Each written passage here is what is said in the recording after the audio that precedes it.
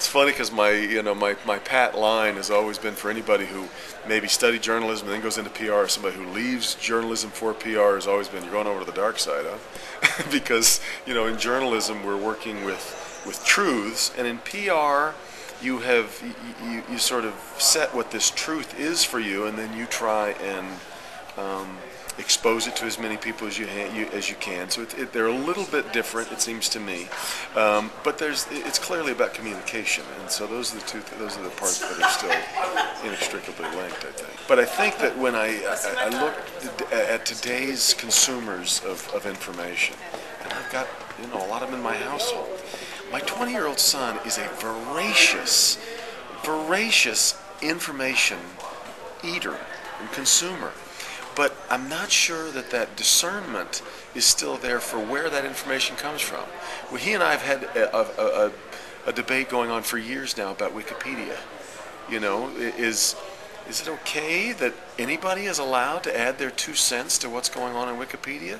Does it have a self-leveling kind of feature to it where the truth eventually wins out? Okay, but what if the day you check, somebody's decided to go in and... So it's a really complicated universe that we're living in, and that's how now all of a sudden I can't get the Detroit Free Press at my house every day, or the Detroit News, because it matters to me where that information comes from.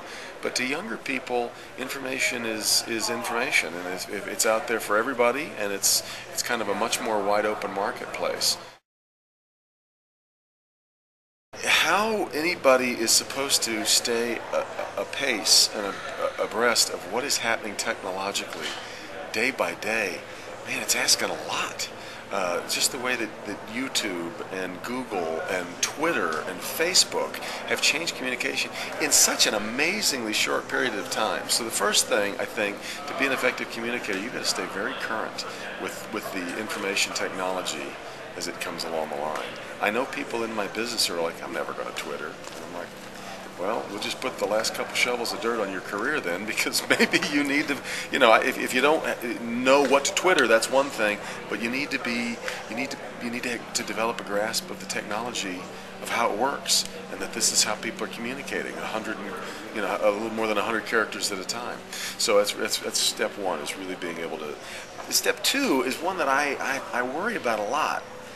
Is writing going to be as important in the future, or is everything now so shorthand? I still believe that really good writing on the internet wins out, and really good writing in a PR pitch, if you want to make it that, it still, I think, really stands out from the crowd. And so to me, learn the technology, but at the heart of it, get back to the sticks and stones, the real basics of being a good writer and learning how to be a good communicator.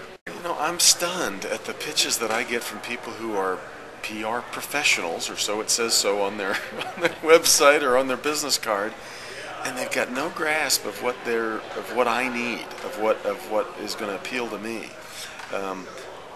PR is public relations. That's not the business that I'm in. I'm in the business of journalism. PR is publicity.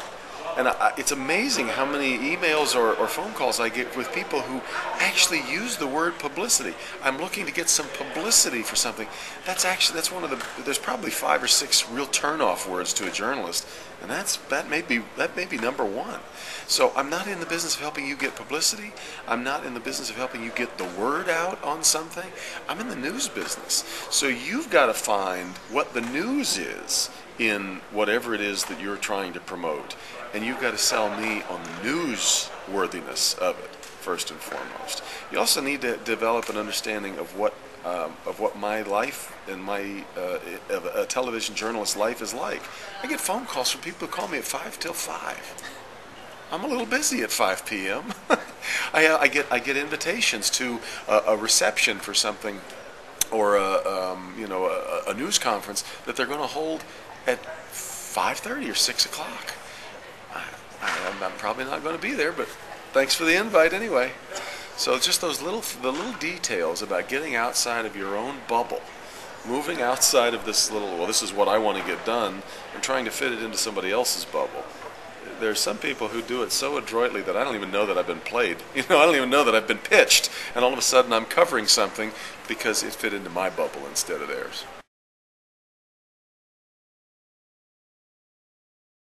I think this is the advice that I always give people to journalists who are wanting to go to journalism, and my hunch is the advice holds up well for PR as well.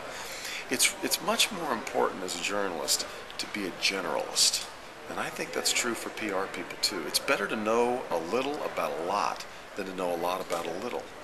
As a journalist or as a PR person, your agenda changes every day. Maybe one day you're focusing on the new art exhibit that's coming into the DIA. The next day, you've got a legal matter that you're dealing with in a courthouse. The day after that, it's the Red Wings Stanley Cup parade. You know, so it really helps if all of those things are kind of in your backpack. If you've got a little bit of finesse about a little savoir-faire about a lot of different things instead of, oh, today I'm doing this and I don't know anything about it, so I got to go spend 2 hours getting up to speed on who Steve Yzerman is, you know, whatever the case may be. So I think being a well-rounded generalist, and this is really important as you're in school, studying a lot of different things. You got a big array out there.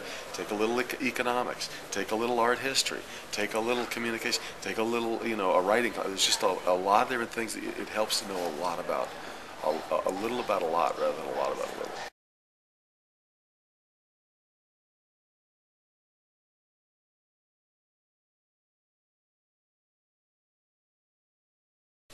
We have more PR tips on video at youtube.com/MSUPRSSA.